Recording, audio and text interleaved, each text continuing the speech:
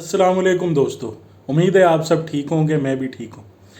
कुछ बात आपसे शेयर करना चाह रहा था और वो थी इस हवाले से कि जो पाकिस्तान ने इंडिया के ऊपर पहलगाम के अटैक के बाद और जिसका इल्ज़ाम पाकिस्तान के ऊपर लगा दिया गया बड़ी सफाकी के साथ, पाकिस्तान ने उसके बाद इंडिया की एयर स्पेस बंद करने का फ़ैसला किया।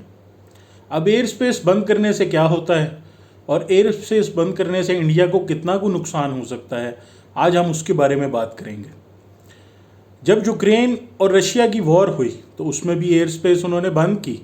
बंद करने के बाद जो साल के बाद 6 महीने के बाद उन्होंने एस्टिमेट निकाला तो स्टैटिस्टिक एनालिसिस ये कहता था कि शायद 13% एक्स्ट्रा कॉस्ट जो भी फ़्लाइट्स डी रूट होके चली हैं उनमें आई, और ये एक बड़ा नंबर है जब आप इंटरनेशनल फ़्लाइट्स की बात करते हैं, क्योंकि मुल्क में सिर्फ एक आधी फ़्लाइट नहीं आती, हज़ारों के हिसाब से फ़्लाइट्स आती हैं। और अगर किसी मुल्क में शायद खाना जंगी हो रही हो या कुछ और हो रहा हो तो हो सकता है कि इमदाद के तौर पर या कुछ और ऑर्गेनाइजेशन जो इंटरनेशनल ऑर्गेनाइजेशन है, यूएनओ या डब्ल्यूएचओ, उनकी मेडिकल सप्लाइज़, वेपन की सप्लाइज़ और बाकी सारी सप्लाइज़ भी जो आती हैं वो भी इंटरनेशनल फ़्लाइट्स ही होती हैं।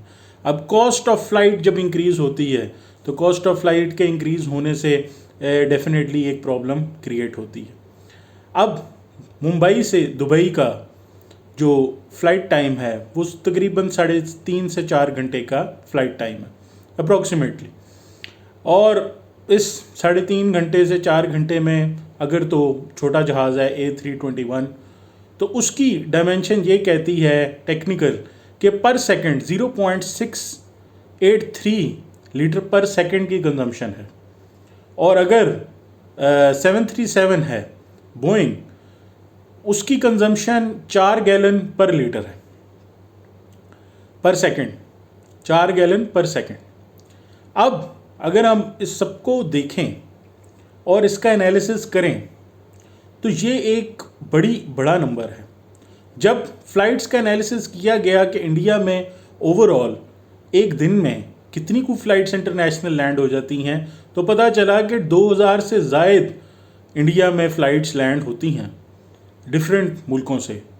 अब उसमें उनके डिफरेंट एयरपोर्ट्स हैं, कुछ मुंबई में हैं, कुछ चेन्नई, हैदराबाद, दिल्ली, महाराष्ट्र, हर जगह डिफरेंट जगहों पे डिफरेंट एयरपोर्ट हैं और डिफरेंट रूट्स पे फ़्लाइट्स चलती हैं। कुछ कार्गो फ़्लाइट्स हैं, कुछ पैसेंजर फ़्लाइट्स हैं, क्योंकि एक इंडिया एक बड़ा मुल्क है तो इंडिया के मल्टीपल रूट्स हैं, मल्टीपल रूट्स के साथ उनके मल्टीपल जगहों पे ट्रेड हैं और मल्टीपल जगहों पे ट्रेड होने के साथ लोग भी मल्टीपल जगहों पे मुकीम हैं, और वो ज़ाहिरी बात है अपने मुल्क में आते जाते हैं, और जब वो आते जाते हैं तो वो इन्हीं फ़्लाइट्स के ज़रिए आते जाते हैं।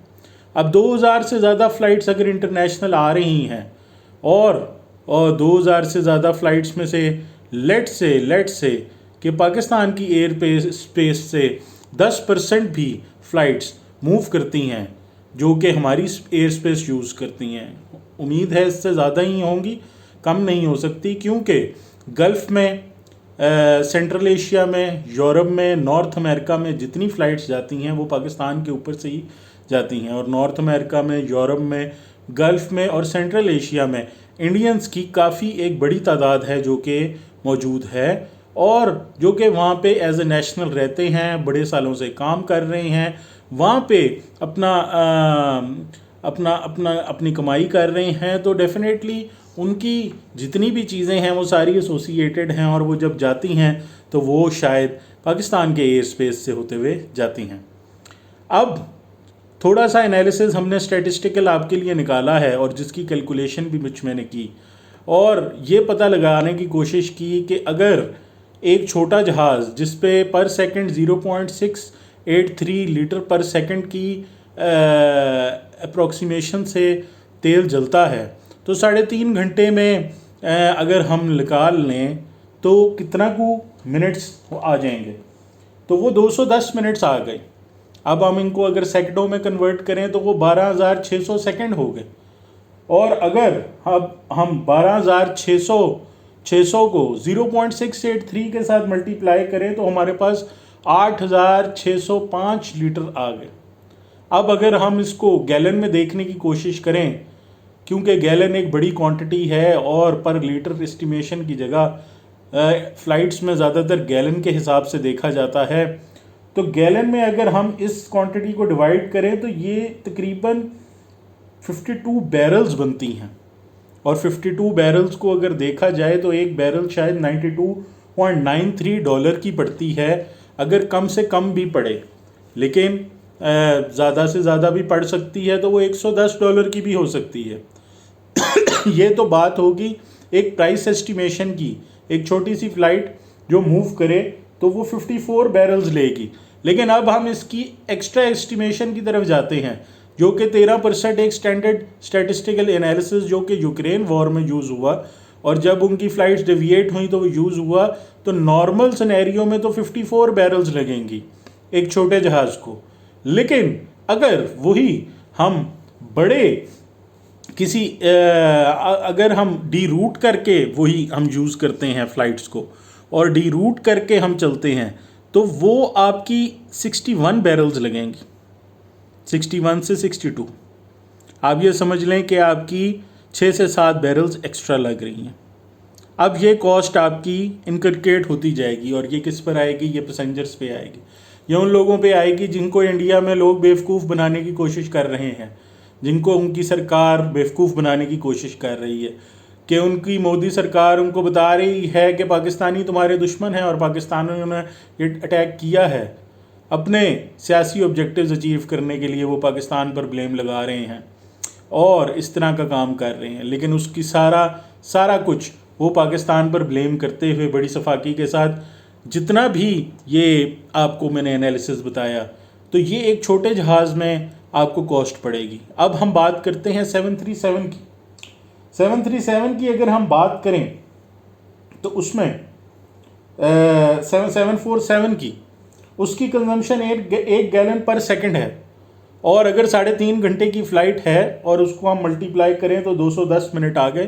210 मिनट को 60 से मल्टीप्लाई करें सेकंड्स लेने के लिए तो 12,600 सेकंड आ गए।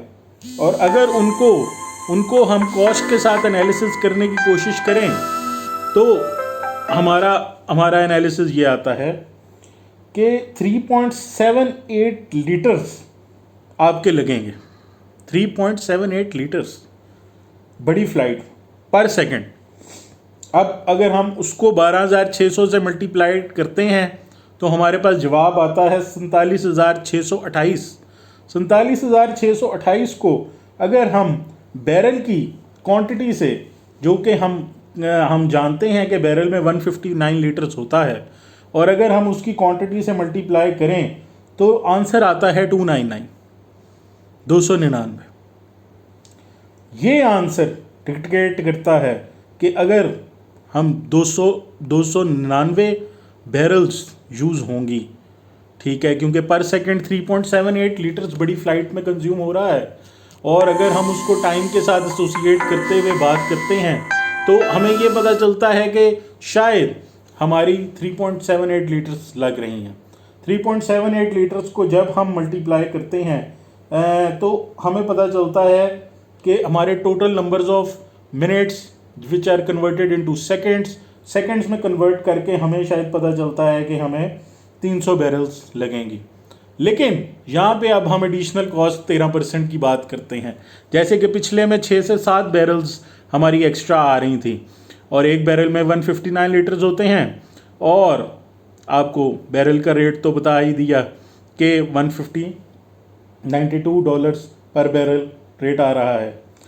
अब बड़ी फ़्लाइट में 38 बैरल एक्स्ट्रा लगने हैं 13% के हिसाब से, तो इसका मतलब ये है कि जो पहले फ़्लाइट आपकी 300 बैरल्स में जा रही थी अब वो 338 बैरल में जाएगी, और जो छोटी फ़्लाइट आपकी शायद 54 बैरल्स में जा रही थी वो 61 बैरल्स में जाएगी।